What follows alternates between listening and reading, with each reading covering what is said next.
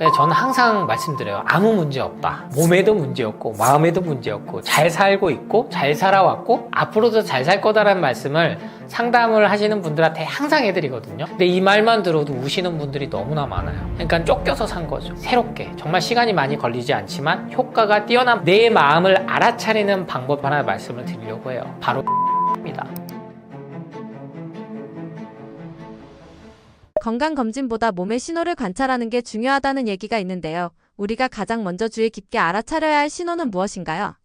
네, 저의 경우에요. 제 기준에 제 선택은 건강검진이 절대 질병을 예방하거나 치유해 줄 수는 없다라는 생각을 갖고 저는 책을 쓰고 강연을 합니다. 그리고 저의 경우에는 불필요한 걸 받지 않아요. 그렇다면은 내가 평소 때 나는 내 몸에 이상이 있다 없다 이거를 뭘로 체크를 하느냐. 물론 컨디션이겠죠. 컨디션이 좋으면 뭐 피곤하지도 않을 거고 그리고 어디 통증도 없을 거고. 그런데 저는 예방원에서 이렇게 상담을 하면서 항상 드리는 말씀이 인간의 컨디션이 어떻게 이 등고 절약 없이 일정할 수가 있고 아니면은 계속 컨디션이 좋을 수가 있느냐. 그렇게 기대하게 만들었다는 것이죠. 즉, 내 몸이 현재 어디가 아프다라고 생각하게끔 계속 마케팅을 펼치는 거예요. 그래서 3명 중에 1명은 암이고 4명 중에 1명은 뭐 당뇨고 5명 중에 1명은 치매고 여러분 치매보험 안 드실 거예요. 이렇게 만드는 거예요. 그러니까 가장 우리가 알아채야 될 건 뭐다? 통증도 아니고 불편한 몸의 증상도 아니고 저는 내 현재 불안한 마음이라고 말씀드리고 싶어요. 예를 들면요. 현재 가장 많은 그 마케팅, 특히 소비층이 여성들이거든요. 40, 50대. 그리고 이제 50대, 60대들인데 여성들에게 지금 가장 공략하고 있는 게 갱년기 장애예요. 그러니까 40대 때 뭐 폐경이, 완경이 오면 조기 폐경이 왔으니까 아니면 이제 이렇게 완경이 왔다는 거는 호르몬의 불균형을 뜻하니까 치료를 해야 된다. 그래서 약물을 먹던지 아니면 건강기능식품을 먹던지 그렇게 해요. 아니면 골다공증이나 비타민 D 수치로 인해 가지고 또 주사를 맞게 하고 약물을 먹게 하고. 근데 우리 여성들이 그렇게 살아오지 않았거든요. 그렇게 약한 존재였으면 우리 인류가 여기까지 올 수도 없었습니다. 그러니까 불안하고 두렵게 만드는 이 마음인 거죠. 나는 현재 내 생활에 만족을 못하게 만드는 거예요.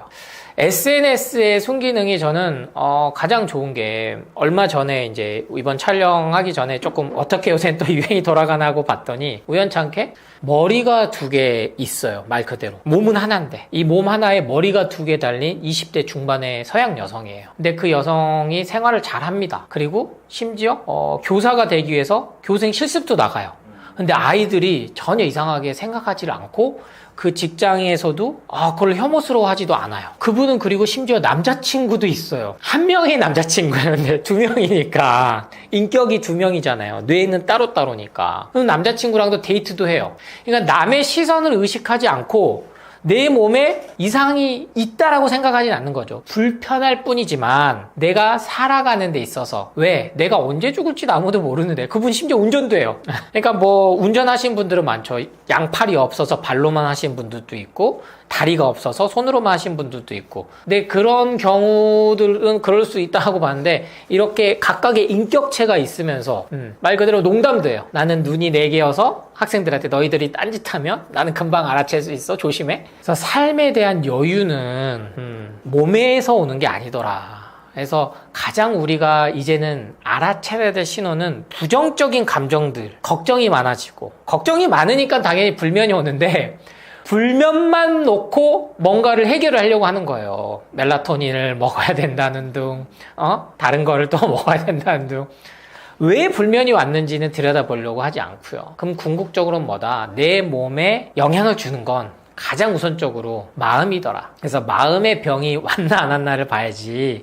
그게 무조건 갖고 있다가 우울증, 공황장애 이렇게 진단 내리고 또 약물 치료하려고 할 땐 늦는다는 거예요. 그래서 내가 뭔가 음식을 먹든 아니면 운동을 하든 아니면 직장을 다니든 스트레스가 많아진다? 그리고 거기에 대한 대처가 부정적인 생각이 점점 늘고 있다는 거를 알아차릴 수 있어야 됩니다. 그래서 쉽게 누구나 할 수 있는 거지만 이건 돈이 안 들어요. 내 마음을 알아차리는 거기 때문에.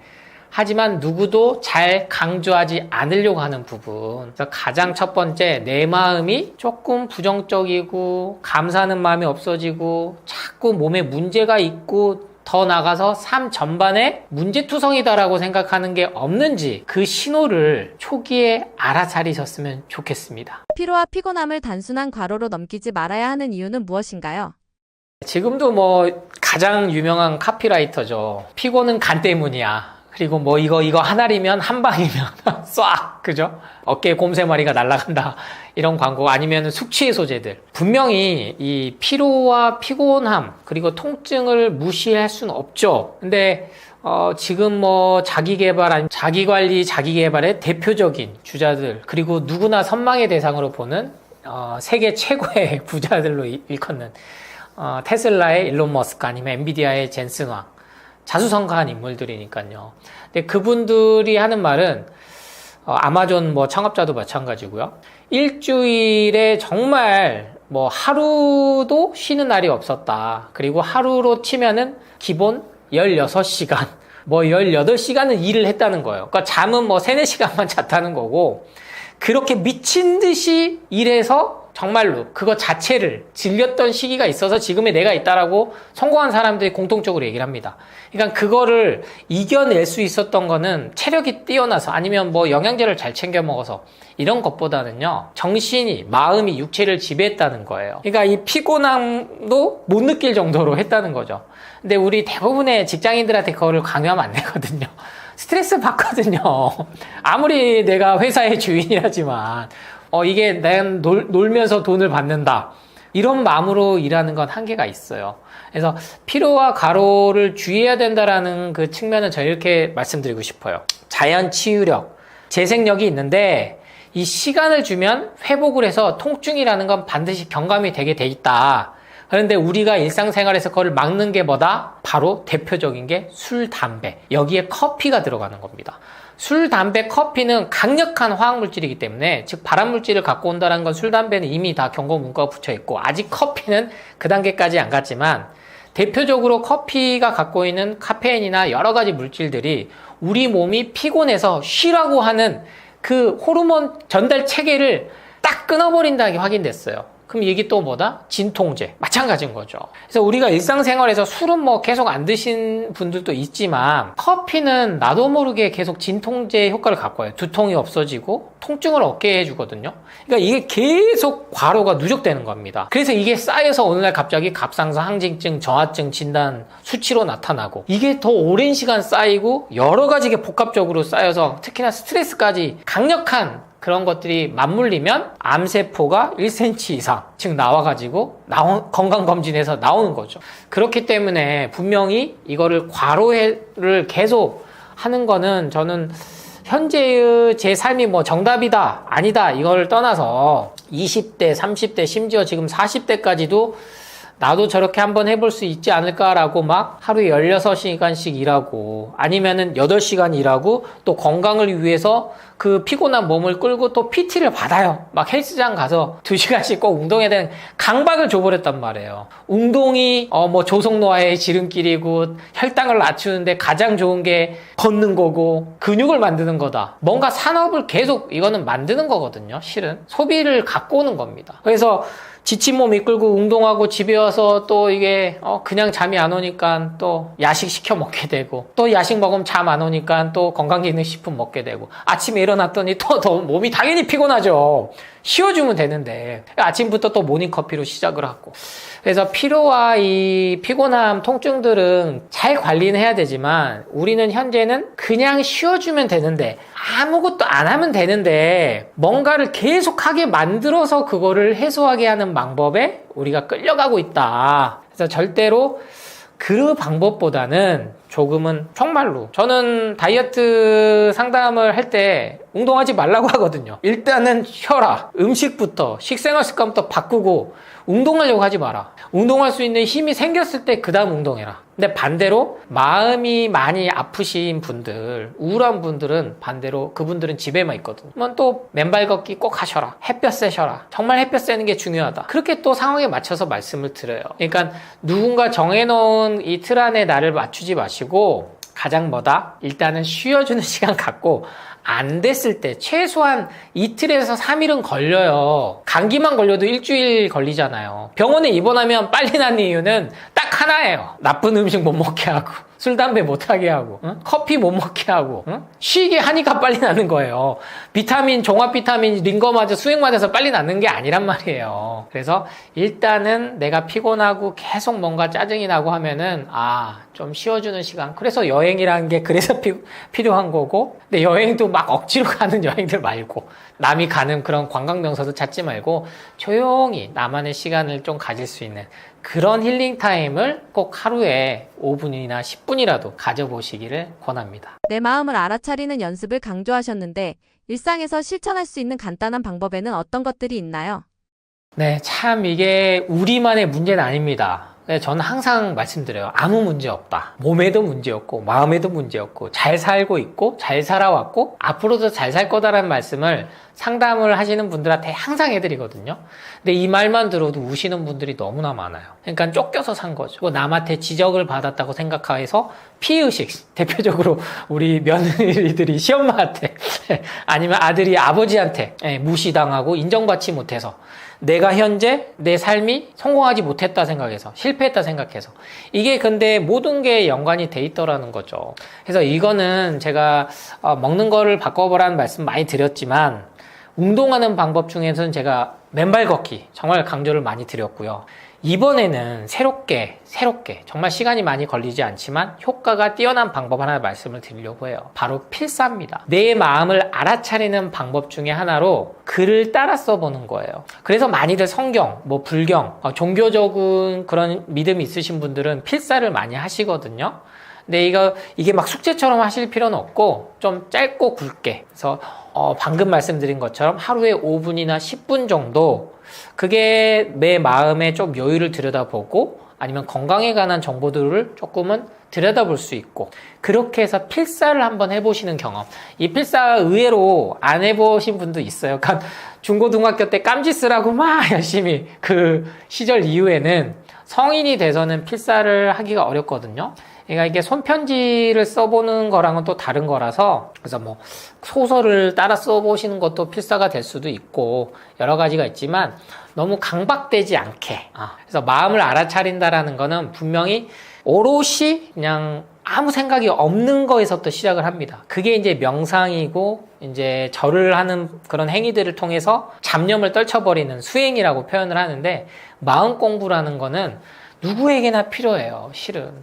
이게 육아에 쫓기고, 정말, 한 명만 키워도, 저는 이제 한 명만 키워도 힘든데, 어떤 집은 12명을 키워도 항상 웃음과 미소를 잃지 않고 지내는 집도 있어요. 이 양으로 보면 비교할 수가 없잖아요. 한 명과 12명은. 그러면 결국에는 내 마음에서 올라오는 이 짜증, 신경질, 그게 환경에서 오는 게 아니라, 내 마음이 어떻게 이거를 받아들이고 이거를 긍정적으로 할 거냐 부정적으로 할 거냐 선택의 문제다. 그 연습을 계속해야 된다는 거예요.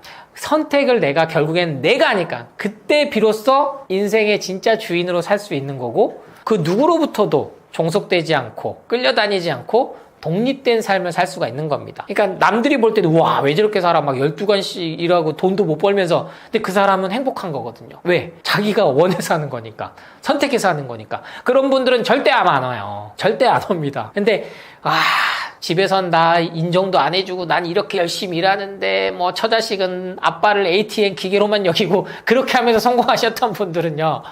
나중에 건강검진하면 그 스트레스가 오롯이 몸에 다 나타나요. 그래서 여러 가지 방법들도 있지만 제가 여지껏 말씀드리지 않았던 이 필사하는 그 행위들 그것만 하루에 한 번 꼭 실천해 보시기를 권해드리고 그게 과학적 근거가 어딨어? 이렇게 분명히 또 댓글 다신 분 있겠죠.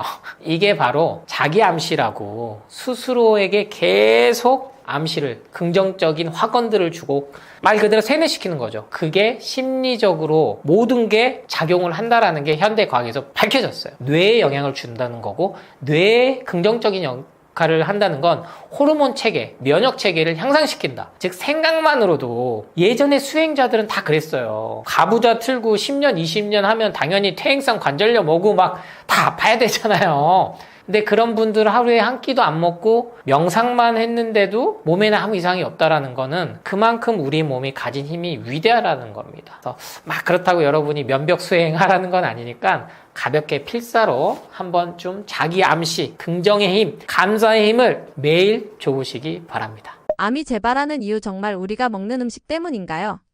네, 암뿐만 아니라 모든 질병은 유전적인 요인도 있을 거예요. 가족력이라고 하는 것처럼 그 유전적인 요인이 있고 환경적인 요인이 있는데, 환경적인 요인이라는 거는 흡연, 음주, 운동, 그리고 식습관, 이런 것들을 다 포함을 하는 거예요. 그런 요인들이 복합적으로 작용을 해서 암이 발병하기도 하고, 또 그렇지 않은 사람도 있고 그러긴 하는데요. 그 중에서 식습관은 환경 요인 중에서 가장 중요한 부분 중에 하나인 거는 확실하고요. 연구 결과들을 보면은 암을 유발하는 거에도 어떤 식품을 우리가 먹느냐가 한 30-40%를 차지한다. 암 유발하는 원인에.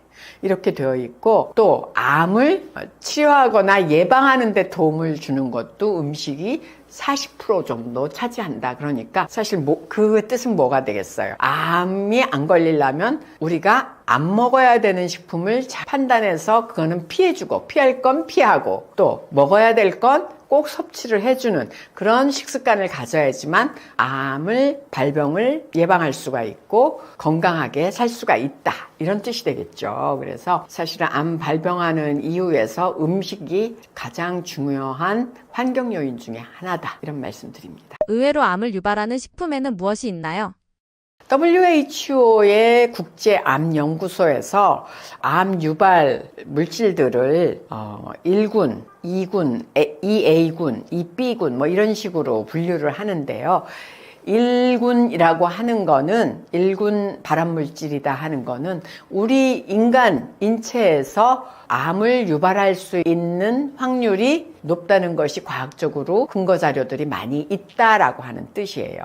그렇다고 해서 그걸 먹으면 암이 발생하느냐, 바로 그거는 내가 그거를 얼마나 자주, 얼마나 많이 먹느냐에 따라 다르죠. 노출 정도에 따라 다른 거예요. 그래서 1군 발암물질이라고 하더라도, 그러면 1군 발암물질은 먹으면 큰일 나느냐? 그러면 술 드시는 분들 다 안 걸렸어야지 되는 거죠. 근데 그거를 얼마나 많이, 얼마나 자주 드시냐에 따라서 결정이 난다, 이렇게 보시면 되는 것처럼, 햄, 소세지, 베이컨 같은 가공육이나 또는 소고기, 돼지고기, 양고기 같은 붉은 육류, 이런 것들을 많이 섭취하면은 암 발병 가능성이 있다라고, 1군 발암물질, 또 붉은 고기는 2A군, 이렇게 우리가 분류를 하고 있습니다. 2A군이라고 하는 건 발암 가능 물질이라고 해서 과학적인 근거 자료가 동물 실험이나 이런 거에서는 있는데 인체에서는 아직 미정이다, 이런 뜻이 될 수 있습니다. 그렇다고 해도 기회 요인이 있는 거기 때문에 우리가 피할 수 있는 건 되도록 피해 주는 게 좋겠죠. 그 외에도 암 발생하는 걸로 잘 알려준 게 이제 소금, 짠 음식이에요. 짠 음식. 그 짠 음식을 많이 먹으면 위암, 발병 위험이 증가하는 걸로 나타나 있고요. 특히나 젓갈이라든지 뭐 이런 우리나라 사람들이 많이 먹는 이런 거에 대해서 위암 발병 증가 요인으로 많이 나타나 있습니다. 그리고 탄 음식, 대한암예방학회에서 암 예방 수칙에 보면 탄 음식을 먹지 말라, 짠 음식 먹지 말라, 이런 것들이 다 나오거든요. 그게 뭐냐면, 탄 음식은 고온에서 조리한 육류, 우리 요즘에 캠핑 가서 직화구이 많이 하시잖아요. 맛있죠? 불맛도 들고 맛은 정말 좋은데, 이 직화를 하거나 튀김을 하게 되면 굉장히 높은 온도에서 조리가 돼요. 직화를 할 때는 한 300도까지도 올라가고요. 바베큐 할 때. 그다음 튀김도 240도까지도 올라가니까, 180도에서 240도까지도 올라가니까, 요럴 때 다환상 방향족 탄화수소라고 하는 PAH 화합물, 그리고 벤조피렌이 대표적인 물질이고요. 그거하고도 또 다른 발암물질로는 헤테로사이클릭 아민이라고 하는 HCA 화합물들이 생성될 확률이 높아지는 거기 때문에 그래요. 그래서 요런 탄 음식은 되도록 노출량을 줄여라. 가끔가다 캠핑 가서 가족끼리 친목도 많아서 한 번쯤은 어쩌다 해먹을 수 있겠지만 아우 이거 먹어봤더니 이거 너무 맛있어, 불맛도 들어서 너무 맛있어, 맨날 해먹으면 암에 걸릴 확률이 그만큼 증가한다. 가공육 같은 것도 그래요. 실험을 해보니까 대부분의 가공육은 매일 햄, 소세지, 베이컨들을 하루에 50g씩 매일 먹으면은 대장암, 특별히 대장암 발병률이 한 18 내지 20% 사이로 증가한다는 게 실험 결과 알려져 있거든요. 그래서 그런 걸 피하는 것처럼 짠 음식이나 탄 음식도 얼마나 자주 많이 먹느냐, 이게 문제라는 거죠. 1급 발암물질이냐 아니냐가 문제가 아니고. 그리고 아까 술도, 알코올도 1급 발암물질이라고 그랬었죠. 그래서 과도한 음주, 이거는 술 마실 때 어디가 짜르르 하죠? 입안, 식도 이런 데 내려가면서 짜르르한 느낌이 나잖아요. 알코올 도수 높은 것들은. 그런 것들은 구강암, 식도암, 또 알코올이 가장 위해를 가하는 것이 어디냐? 간암, 그 다음에 유방암, 이런 것들의 위험이 증가한다라고 알려져 있고요. 비만을 유발하는 식습관, 비만은 모든 만성질환의 원인이라고 알려져 있잖아요. 그래서 비만은 지방에 많이 축적돼서 암이 잘 걸리는 암, 예를 들어서 유방암이라든지 췌장암, 대장암, 전립선암, 이런 것들의 위험 요인으로 알려져 있습니다. 그래서 비만을 유발하는 식습관이 뭘까요? 칼로리가 높은 식품 많이 먹는 거, 지방이 많이 들어있는 식품 많이 먹는 거죠. 그래서 이런 것들을 주의하셔야지만 암 유발이 덜 되겠다, 그런 말씀을 드립니다. 햄, 소시지, 베이컨 같은 음식은 얼마나 자주 먹으면 위험한가요? 햄, 소시지, 베이컨, 요새 살라미 같은 거, 이런 것들 너무 맛있기는 한데 잘 먹으면 정말 맛있죠. 그런데 세계보건기구의 산하에 있는 국제암연구소에서 이런 가공육을 1급 발암물질, 인체에서 암 발생 가능성이 있는 물질이라고, 발암물질이라고 분류를 했어요. 그러면 이 가공육은 얼마나 자주 먹어야 되느냐? WHO에서도 실험을 해보고 하버드 대학의 공중보건대학에서도 실험을 해보니까 이런 가공육은 매일 50g씩 계속 먹으면, 지속적으로 먹으면 대장암 발병률이 18 내지 20 증가한다. 또 하버드 공중보건대학에서는 암뿐만 아니라 대장암뿐만 아니라 심혈관 질환도 42% 정도 증가한다. 왜냐하면 이런 가공육에는 지방 함량도 높거든요. 그래서 그런 연구 결과가 나왔기 때문에 가공육, 아침 식사에 빵식을 할 때 가공육이 잘 많이 들어가기도 하고, 요즘에 이제 샌드위치 같은 거 할 때 가공육들이 꽤 들어가기도 하는데, 그때 매일 50g 이상 먹는 거, 요런 노출 빈도를 자주 하고 많이 하는 것들은 조금 자제해 주시면 좋겠다. 그러면은 왜 가공육이 문제냐, 왜 발암 가능성이 있는 거냐, 그거는 가공육을 만들 때 가공육 햄, 소시지 보면 분홍색으로 굉장히 예쁜 색깔을 띠고 있잖아요. 요거는 아질산염이라고 하는 발색제를 육류에다가 넣어주는데, 이게 아질산염이 이 발색제가 체내에 들어가면 니트로사민, 그 단백질에 있는 성분하고 결합을 하면서 니트로사민으로 변해서 이 니트로사민이 DNA의 손상을 유발할 수가 있어요.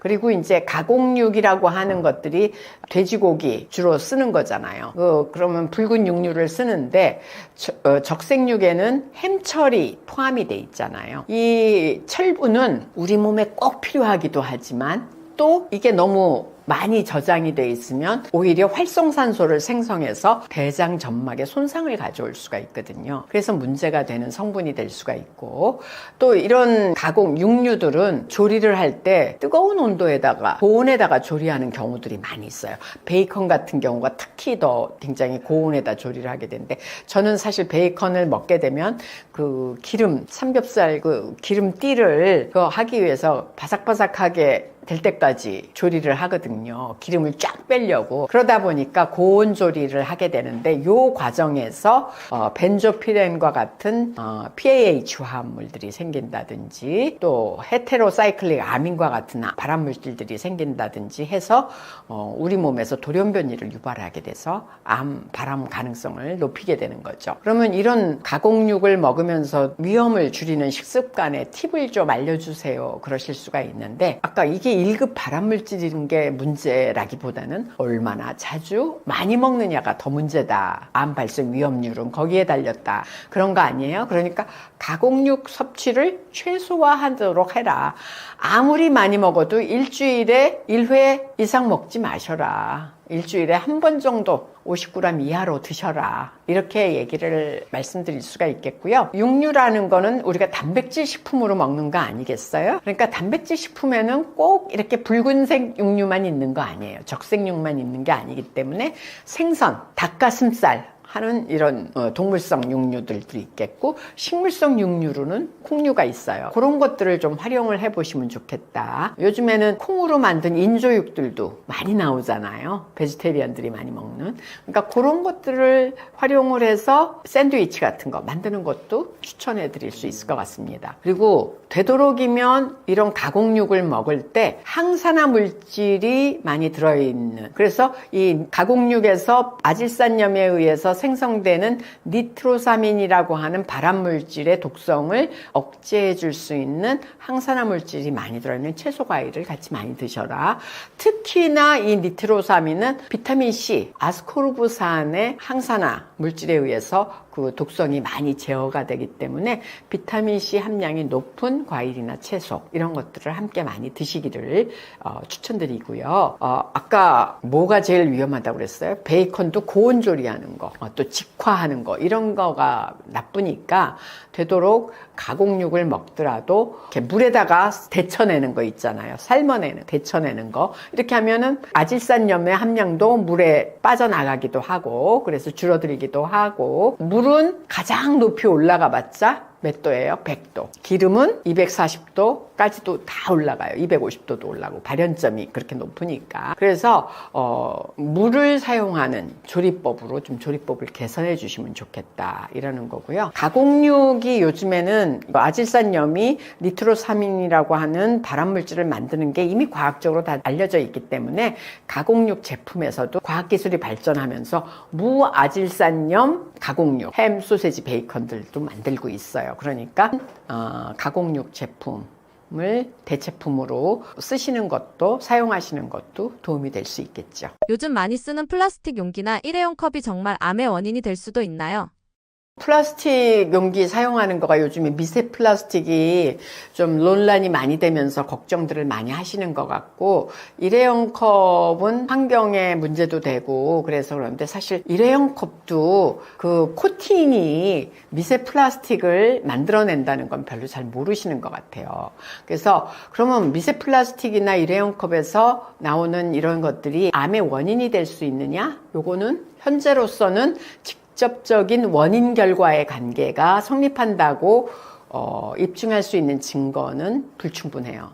하지만 이 미세 플라스틱들이 염증을 유발한다든지 산화 스트레스를 유발한다든지 DNA 손상을 유발한다라고 하는 것들은 이제 실험 결과로 밝혀져 있는 게 있는데, 사실 이런 염증 유발이나 산화 스트레스, DNA 손상이 발암 기전하고 관련이 있잖아요. 그러다 보니까 암을 유발할 수 있는 거 아니야? 하지만 아직까지 그거의 직접적인 인과관계는 우리가 입증해내지는 못했다. 그래서 좀 더 이 부분에 대해서 더 많은 연구가 발암물질이 될 수 있는지 하는 거에 대한 더 연구가 필요할 것 같고요. 하지만 그런 기전과 관련이 있기 때문에 되도록이면 이런 노출 빈도, 노출 정도를 줄이는 건 필요하겠죠. 어떻게 하면 우리가 이런 플라스틱 용기나 일회용 컵을 통해서 우리가 건강에 유해한 영향을 미치지 않도록 할 수 있느냐 하는 거는, 이런 뜨거운 음료를 이런 플라스틱 용기라든지 일회용 컵에다 담는 거, 그런 거를 좀 자제해 주시면 좋겠다. 뜨거운 음료는, 그러니까 커피 같은 게 이제 대부분, 그래서 이런 커피 같은 거는 유리나 스테인리스 컵 사용을 권장한다 이렇게 말씀을 드리고요. 왜냐하면 일회용 종이컵 내부에 폴리에틸렌 코팅이 되어 있는데, 고온에서 장시간 이렇게 음료가 담겨 있게 되면 이게 폴리에틸렌 성분이 녹아 나올 수 있기 때문에 피하시는 게 좋겠다라고 하는 거고, 또 이제 제가 좀 걱정이 되는 건 남자 어르신들 보니까 소주를 이렇게 종이컵에다가 따라서 드시는 분들이 있더라고요. 그런 경험은 혹시 없으신가요? 그런 경험을 많이 하시는 것 같은데, 이 알코올 성분은 이런 폴리에틸렌 이런 거 잘 녹여낼 수가 있어요. 그러니까 이런 것도 그 물 아니고서는, 상온의 물 아니고서는 거기다 담아서 마시는 거 추천하지 않습니다. 그리고 플라스틱 용기를 가지고 이제 들어있는 음료나 이런 것들을 마시다 보면 좀 식어서 맛이 없을 때 있잖아요. 그러면 전자레인지에다가 가열하고 싶은 충동을 많이 느끼시는데, 그럴 때 그 내부에 있는 폴리에틸렌 코팅이 녹아 나올 수도 있고, 또 긁히거나 낡은 용기 이런 거 사용하는 거, 미세 플라스틱이나 그런 것 때문에 추천하지 않는다. 가공식품들은 좀 기름진 음식이 많아요. 그리고 또 기름진 음식, 그거는 기름진 음식들을 이렇게 데운다든지 할 때에는 그 기름은 더 높은 온도로 올라가요. 수분으로 되어 있는 것보다. 그래서 그런 거, 또 뜨거운 음식을, 배달 음식 같은 거 또는 할 때 포장재에다가, 포장재 안에도 이 수분에 의해서 눅눅해지는 걸 막기 위해서 코팅이 되어 있는 경우들이 많이 있거든요. 그래서 접촉을 최소화하는 게 가장 좋겠다라고 하고요. 요즘에는 사실 종이컵은 많이 있는데 예전에처럼 스티로폼 컵은 많이 없어진 것 같아요. 그죠? 그 스티로폼 컵에서도 그걸 뜨거운 물에다가 뜨거운 음료를 담아서 오래 사용하는 거 좋지 않거든요. 보온력은 좋지만. 그래서 스티로폼 컵 사용하지 않도록 조심하시면 좋겠다 하는 거고요. 요즘에 이제 종이컵도 보니까 폴리에틸렌 코팅이 되어 있는 거 아니고 왁스 코팅이 되어 있는 종이 용기나 포장재들이 나오고 있기는 한 것 같습니다. 하지만 일상 사용에서는 이게 왁스 코팅이 폴리에틸렌 코팅이 되어 있는 종이컵보다는 안전하죠. 물론 더 안전하긴 하지만 고온 조리를 한다든지 또는 산성이 좀 강한 식품을 쓴다든지, 이 종이컵 자체가 재활용하는 종이를 사용한 종이컵이라든지 이러면은 중금속이라든지 유해 물질이 녹아 나올 수가 있기 때문에 그런 재질이 뭘로 돼 있는지 이런 것도 좀 확인하셔서 선택을 하시는 거를 추천드리고요. 이런 종이컵들을 보면은 식품 접촉 등급이라고 해서 푸드 그레이드가 인증이 된 재질로 만들어진 것들이 있어요. 그래서 이런 종이컵이나 이런 포장재 이런 거를 쓰실 때에는 인증된 재질로 만들어진 것인지 제조사는 믿을만한 것인지 하는 거를 좀 한번 확인을 하시고 선택을 하시면 좋겠다. 특히나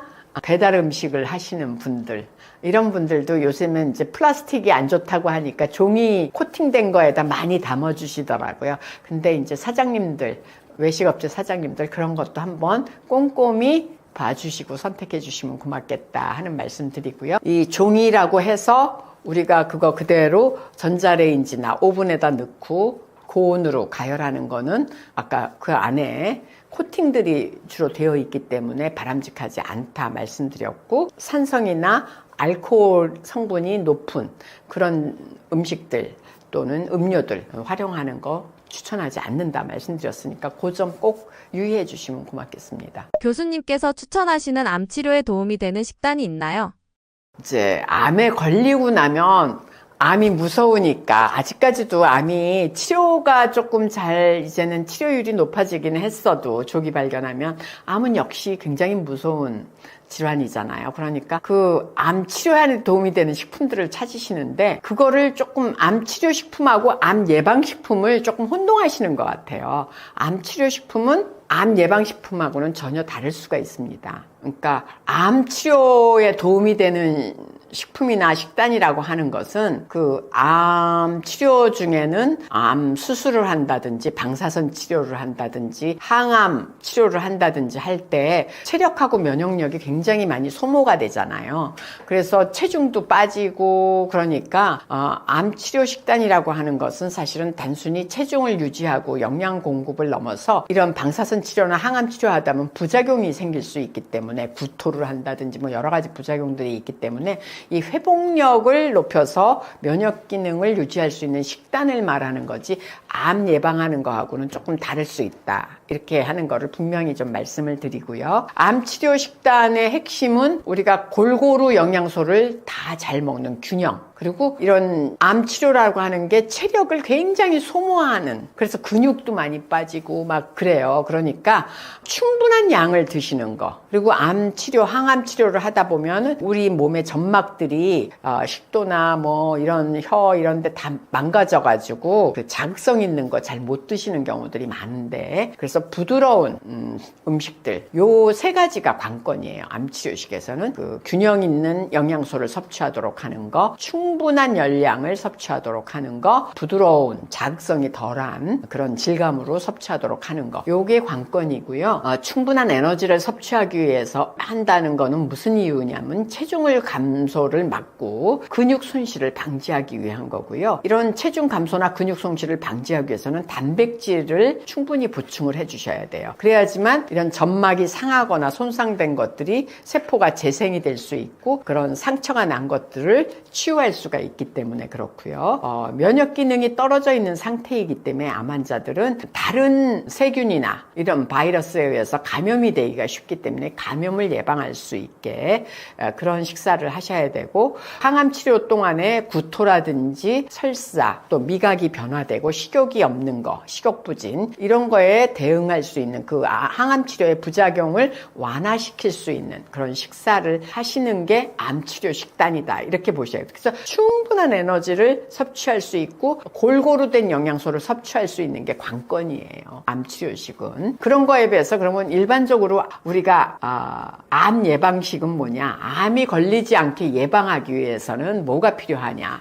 이거는 우리가 아까 음식으로부터 환경 요인인 음식, 식생활로부터 암이 유발될 수 있는 원인도 30-40%가 되고, 또 암을 예방할 수 있는 음식이 암을 예방해 주는 것도 한 40%가 된다고 그랬잖아요. 그래서 음식이 암을 직접 유발하는 것은 꼭 그걸 유발한다 이렇게 보기는 어렵지만 잘못된 식습관이 암이 발생할 확률을 높일 수 있기 때문에 균형 잡힌 식단을 하는 게 암 예방에 가장 중요해요. 치료에도 중요하고 예방에도 중요한데 암 예방식에서의 핵심은 어떤 암 예방에 뭐가 좋아, 녹차가 좋아, 차가버섯이 좋아, 무슨 그런 말들이 많잖아요. 버섯이 좋다는 등 그래서 특정 음식을 먹어서 암을 예방할 수 있는 것보다 사실은 모든 암 예방도 균형 잡힌 식생활, 식단이 우선이다 하는 거예요. 핵심이다 하는 건데, 특별히 이제 암 예방에 도움이 되는 거는 채소나 과일, 항산화 성분이 많다든지,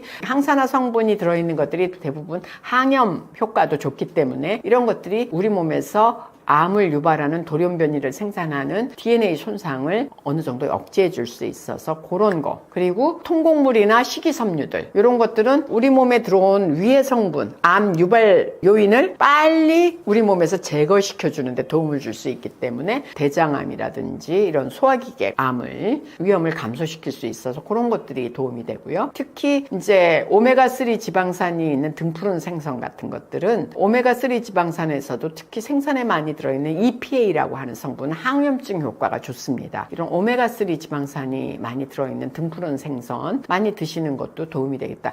일주일에 한두 번, 1-2회 정도 등푸른 생선 드셔주시는 거 암 예방 식품으로 굉장히 좋다, 이렇게 말씀드리고, 식물성 단백질 꼭 적색육은 아까 암 유발의 가능성이 조금은 있다라고 그랬죠. 2의 2군이다 그랬어요. 그러니까 식물성 단백질인 콩류나 두부 같은 것들을 좀 많이 섭취하시는 것을 추천드리고, 이런 그 두부류나 콩류에는 이소플라본이라고 하는 유방암이나 전립선암을 예방할 수 있는 효과가 입증된 그런 성분들이 또 많이 들어있기 때문에 도움이 될 수 있겠다 하는 거고요. 녹차의 카테킨이 좋다.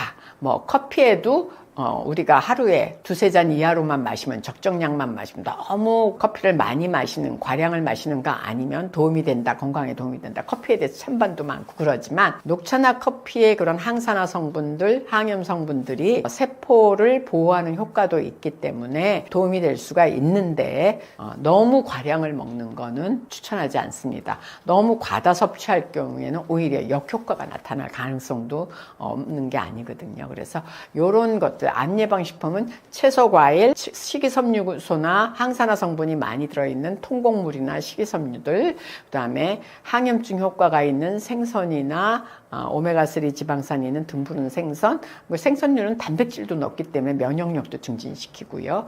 또 적색 육류를 줄이기 위해서는 식물성 단백질인 콩류나 두부 같은 것들 도움이 되고요. 항산화 성분이 많이 들어있는 녹차나 적당량의 커피 마시는 습관도 도움이 되겠습니다. 암 이전이 됐을 때 생기는 주요 증상에는 무엇이 있나요? 암이 전이되었을 때 생기는 주요 증상이라고 한다면 참 질문 자체가 좀 막연한데 어디에 전이 되느냐 하는 게 문제겠죠. 암의 특징이 전이지 않습니까? 다른 데로 옮아져 가는 거, 이게 전이죠. 옮아가지 않는다면 암이 아니죠. 양성종양이고 다른 데로 옮아가기 때문에 악성종양이죠. 전이 되었을 때 나타나는 주요 증상은 당연히 전이되는 부위마다 다른데 암으로 생겼을 때는 6개월 이내에 6kg 이상 빠집니다. 6개월 이내에 6kg 이상 빠진다고 하는 거 대단히 중요한 사실인데 이것은 특별하게 무슨 살을 빼기 위한 액션을 취하지 않았음에도 불구하고 그냥 살이 빠지는 겁니다. 그러면서 굉장히 피곤하면서 밥맛이 없으시고 또 출혈이 있습니다. 출혈, 피가 나온다고 하는 것인데 예를 들어서 대장에 암이 생겼다 그러면 대장에 항문으로 출혈이 나오는 것이고 위장에 암이 생겼으면 입으로 출혈이 나오는 것이고 그런 식의 출혈이 따라오는 것입니다. 뿐만 아니라 굉장히 피곤하고 신경이 예민해지면서 아무리 쉬어도 피로가 풀리지 않는 증상, 이걸 피로독이라고 하죠. 피로독이 자꾸 쌓이는 겁니다. 보통 사람들은 누구든지 과로하면 피로하기 마련인데 피로하면 집에 가서 손발 씻고 밥 먹고 들어 있으면 50% 이상 피로가 풀립니다. 하룻밤 자고 나면 또 피로가 싹 풀려서 언제 그러느냐는 식으로 나가야 되겠죠. 그런데 어제의 피로가 오늘까지 이어지고 도저히 피곤해서 정신을 못 차리겠고 이럴 때는 만성 소모성 질환이 있지 않나. 만성 소모성 질환의 대표적인 것이 암이라고 하는 것입니다. 암이라고 하는 것이 있지 않나 한번 검사해 볼 필요가 있는데 암에 반드시 있을 것이 하나가 체중이 빠지는 것 그리고 출혈이 있는 것이다 라고 하는 말씀 살짝 덧붙였습니다. 의외로 암을 키우는 식습관에는 무엇이 있나요? 암을 키우는 식습관 제일 중요한 게 설탕입니다. 설탕. 암은 설탕을 먹고 자란다. 그런 말씀 하십니까? 암은 설탕을 먹고 자란다. 그러나 굳이 설탕을 통째로 먹는 사람이 어디 있습니까? 하지만 우리가 먹고 있는 모든 음식이나 또는 과자 종류에 보면 둔갑된 형태로 암이 다 들어있습니다. 설탕이 들어있습니다. 둔갑된 형태의 설탕이 들어있는 것입니다. 그래서 자기는 음식을 먹는다고 생각하지만 실상은 설탕을 먹는 거예요. 김치를 먹어도 그렇고 김치찌개를 먹어도 그렇고 대부분의 음식이 설탕이 다 들어있고 또 과자를 먹을 때는 그 속에 설탕이 아주 범벅이 되어 있습니다. 그렇지만 겉으로는 설탕이라고 생각 안 하고 음식이라고 생각하고 먹죠. 암은 설탕을 먹고 자란다. 설탕, 달달한 음식을 좋아하는 우리의 식습관이 암을 키운다라고 하는 것입니다. 뿐만 아니라 과식하는 습관입니다. 우리가 아무리 몸에 나쁜 음식이라 하더라도 과식을 하지 않으면 큰 문제가 안 됩니다. 어느 정도의 독성에 대해서는 우리 몸에서 다 해독할 수 있는 그런 능력이 있습니다. 자정 능력이 있죠. 스스로 몸 안에서 다 풀어버리고 독을 없앴다는 거죠. 그게 간이지 않습니까? 모든 독은 간에 다 모입니다. 간에 다 모이는데 우리 몸에서 제일 큰 화학 공장이 이 간이 독을 해독시켜 주기 때문에 독이 밖으로 빠져나가고 몸에 쌓이지 않는 것입니다. 근데 간에서 독소가 다 빠져나가지 못하면 그 독이 빠져나가는 길이 있는데 그게 담관인데 그 담관을 통해서 독이 빠져나가는데 담관이 딱 막히면 도로 간으로 역류가 되죠. 그러게 되면 쓸개와 간의 독소가 해서 갑자기 큰 사고가 나요. 그게 바로 암이 되는 것이죠. 간암 이런 것이 그래서 무서운 것입니다. 뿐만 아니라 과식을 하게 되는 사람들은 빨리 먹는다고 아까도 얘기했는데 과식을 해서 몸에 들어가서 남은 것들이 암이 된다 이렇게 생각하면 됩니다. 암이라고 하는 그 한자를 보면은 병질변 밑에 입부자가 3개가 있고 밑에 매산자가 하나 들어있습니다. 그것은 입으로 할 말 안 할 말 먹어야 될 것 먹지 말아야 될 것을 산처럼 많이 해서 생긴 병이다 그 말입니다. 그러니 입으로 들어가는 거 음식 먹는 거 조심해야 됩니다. 뿐만 아니라 입으로 할 말 안 할 말을 함부로 너무 많이 해서도 안 됩니다. 암이라고 하는 것은 단순히 식습관만 의해서 오는 것이 아니거든요. 말에 의해서도 오는 거고 신경에 의해서도 오는 것이고 그리고 사람과의 감정에 의해서도 오는 것이기 때문에 입으로 할 말 안 할 말 또 먹을 거 말 거 산처럼 많이 하다 보면은 그런 것들이 암이 될 수도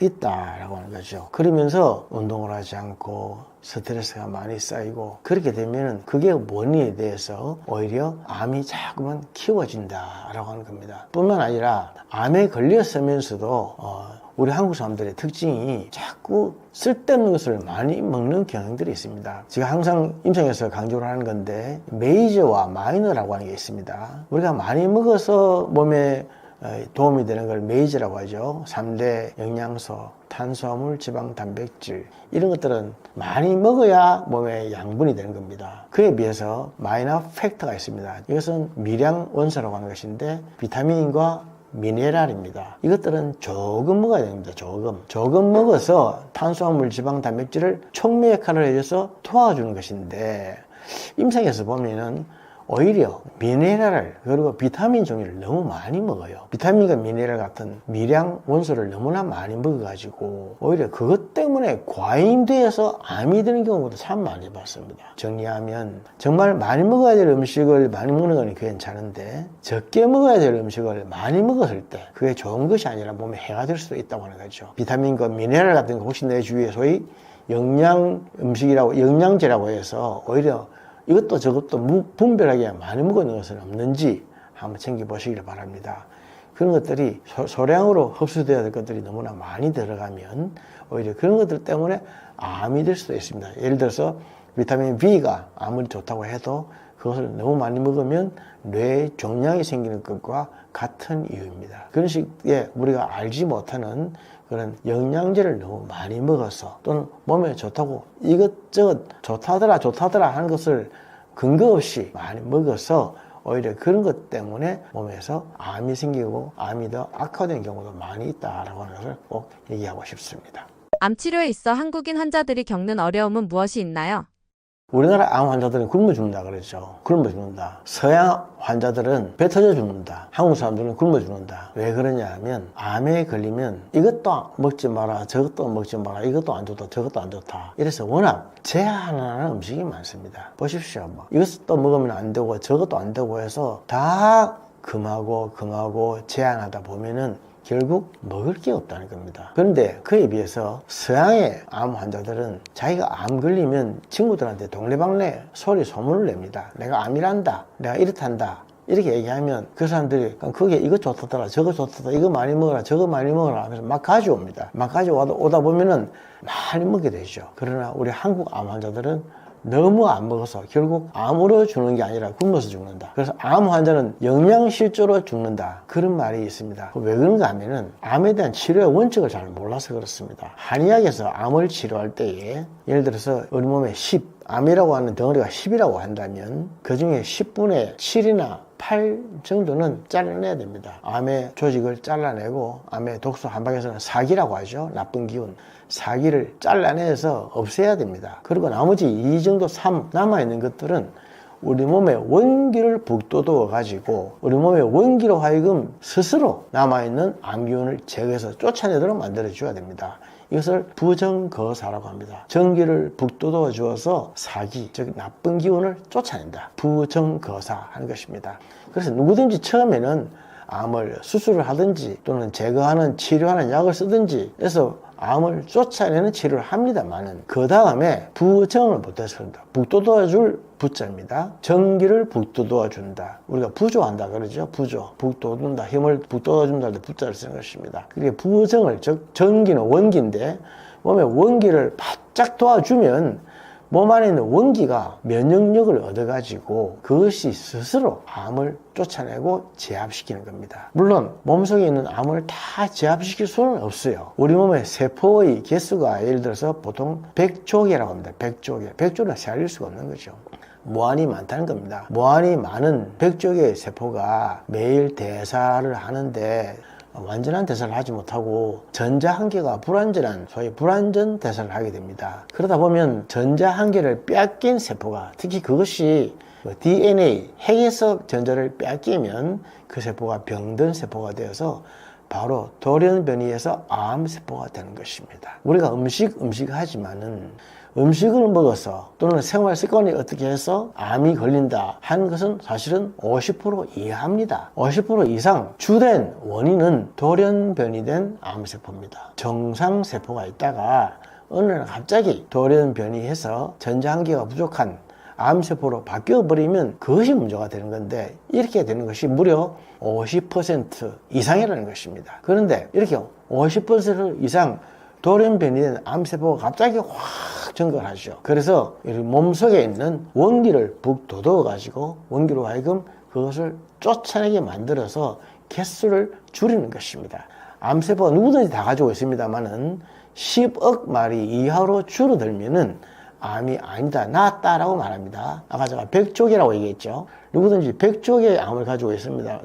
정상적인 세포가 있습니다만은 암세포가 10억 마리 이상 발견이 되면은 암이라고 하고, 그 이하로 줄어들면 암이 나았다, 암이 없다, 그렇게 말하는 겁니다. 그래서 그렇게 10억 마리 이하로 줄어들게 만드는 데는 약으로 끝까지 하다 보고 끝까지 수술로 하다 보면은 결국 암은 없었는지 모르겠지만 사람은 죽어버릴 수가 있습니다. 그래서 우리 몸속에 있는 원기를 북돋워 가지고 몸 자체 내의 힘으로 암을 쫓아내고 만들어서 무력하게 만든다. 그래서 있기는 조금 있어도 아무런 힘을 못 쓰게 만드는 적과의 동침을 만들어 버리면 평생 살아가는데 큰 지장이 없을 수 있는 것입니다. 그래서 우리가 식습관을 조심하고 또 이렇게 생활 습관, 생활 환경 이런 것들을 바꾸고 고치는 것이 무엇보다도 중요하지 않나 그렇게 생각합니다.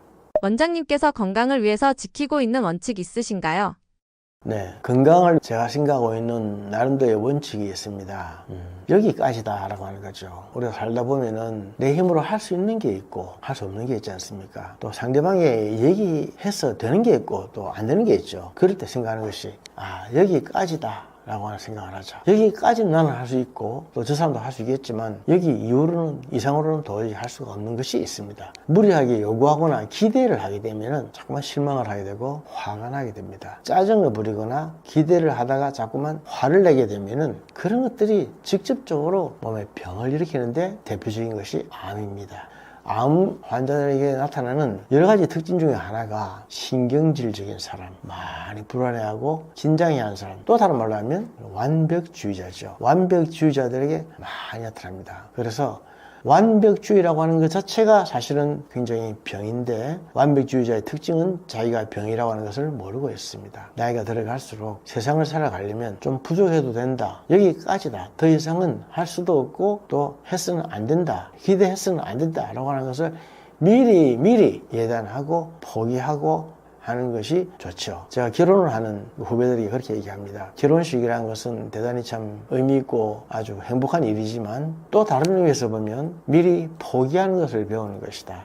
이 신랑, 이 신부 이외의 다른 여자와 남자에 대해서는 일찌감치 포기하고, 또 내 신부, 내 아내, 내 남편에게서 기대하고 요구하는 것을 너무 많이 가지지 말고 여기까지다 라고 생각하고 있으면 앞으로 행복해질 것이다. 그러나 그렇게 하지 않고 끝까지 기대를 하고 요구하고 바라고 한다면 행복이 아니라 오히려 더 힘들어질 것이다. 그런 얘기를 많이 합니다. 오히려 어떤 의미에서 우리는 우리 자신에게, 내 자신에게 더 많은 것을 그렇게 기대하고 요구하고 있는지 모릅니다. 특히 건강에 대해서 강의를 하고 건강에 대해서 또 공부하고 하는 사람의 입장으로서는 당연히 이래야 되는 것이고 당연히 저래야 되는 것이 많이 있습니다. 그러나 그런 것에 매이다 보면은 결국 내 자신이 너무 힘들어지게 되는 거죠. 어느 정도 면에서 자유하고 놓을 수 있는 거, 욕심을 다 가지지 않는 거, 욕심을 푸는 거, 그런 훈련을 매일 하고 있습니다. 그렇게 하는 것이 내 자신의 건강을 지키는 중요한 첩경이 아닐까 그렇게 생각합니다. 암을 예방하는 음식에는 어떤 것들이 있나요? 암을 예방하는 음식이라고 하면 그냥 채소와 과일을 많이 먹으십시오. 너무 복잡하게 어렵게 얘기하면 사람들 다 이해 못합니다. 그냥 채소와 과일을 많이 먹자는 것입니다. 채소와 과일 중에는 사실 다양한 색깔들이 많이 있죠. 빨간색, 노란색, 파란색, 흰색, 검은색 많이 있는데 한의학에서 빨간색은 심장에 좋고 피에 좋고, 노란색은 간에 좋고, 파란색은 또 위장에 좋고, 흰색은 폐에 좋고, 검은색은 콩팥에 좋고, 그거 다 있는데 그걸 복잡하게 생각할 필요 없이 그냥 다양한 색깔의 음식을 많이 드십시오. 특히 실제적으로 흰 색깔이라든지 검은 색깔의 음식은 생각보다 많이 없습니다. 흰색 같으면 생선의 흰살이라든지 또는 버섯 이런 거겠죠. 검은색 같으면 미역 같은 거 이런 음식인데 생각보다 흰색과 검은 음식이 많이 없습니다. 식당에 가서 흰색과 검은 음식이 나오면 무조건 다 먹으십시오. 그리고 다른 색깔 중에도 색깔이 진한 게 좋습니다. 진한 색깔의 음식, 특히 채소와 과일을 많이 먹으십시오. 우리가 채소와 과일에 대해서 아무리 연구를 해도 하면 할수록 과일은 채소에 미치지 못합니다. 채소가 훨씬 좋다는 말입니다. 채소 속에 들어있는 물이 제일 좋은 겁니다. 그 다음 과일이고 그 다음에 이제 다른 탄수화물의 음식인데 생각보다 채소와 과일을 너무 안 먹어요. 그리고 채소와 과일을 먹더라도 색깔이 진한 것 그리고 다양한 색깔의 것을 많이 먹자라고 한 것 꼭 강조하고 싶습니다. 그렇게 해주면 생각도 못했던 암의 예방이 됩니다. 뿐만 아니라 우리 몸의 원기라고 하는 것은 8대2의 원리가 있습니다. 무슨 음식이든 먹어서 위장에서 소화되고 흡수돼서 에너지가 되는 것은 80%, 정신적인 에너지로 되는 것은 20%. 호랑이 물에 잡혀가도 정신만 차리면 산다. 그건 바로 사실 20%에 불과한 것입니다. 그게 80%는 못 됩니다. 정신력은 20%, 위장은 80%. 음식을 잘 먹느냐 하는 것도 중요하지만 위와 장을 건강하게 잘 관리하는 것이 더 중요합니다. 위와 장은 평생 써먹을 것인데 그것이 혹사당하지 않도록 조심해야 됩니다. 한의학에서 우리 몸에 원기가 두 개가 있습니다. 하나는 선천의 원기가 있고 하나는 후천의 원기가 있습니다. 선천의 원기는 태어나면서부터 가지고 있는 원기, 신기, 콩팥 신자를 쓰는데 양기를 말합니다. 섹슈얼 에너지 파워, 성적인 기능 이거죠. 이제 청춘이 되면 한창 하다가 갱년기 되면 사그라지는 것입니다.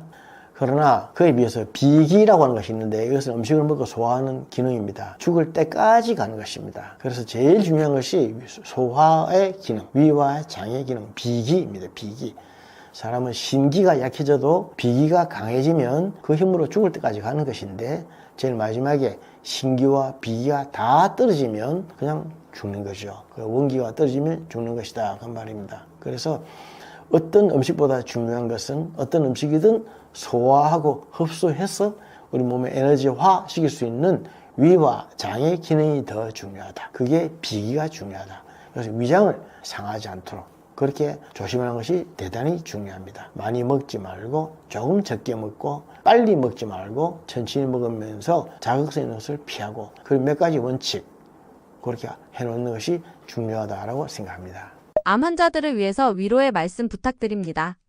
암 환자분들에게 해드리고 싶은 얘기가 있는데 사실은 암 환자는 누구든지 나만 왜 이럴까라고 생각을 갖고 있습니다. 그러나 실제로 요즘 서너 명 중에 한 명이 암 환자입니다. 또 암이 있어도 천수를 다하는데 아무런 지장 없게만 만들면 됩니다. 그래서 암이 있는 환자나 암이 없는 사람이나 천수를 같이 하면서 갈 수 있는 방법은 많이 있습니다. 암은 완전히 제거해야만 되는 것도 아니고 또 있어도 큰 효과, 예를 들어서 어머니 같은 경우가 갑상선 암으로 지금 10년 이상 됐는데 연세가 많아서 암이라고 진단을 받아도 그대로 그냥 케어만 합시다. 이걸 관리라고 그럽니다.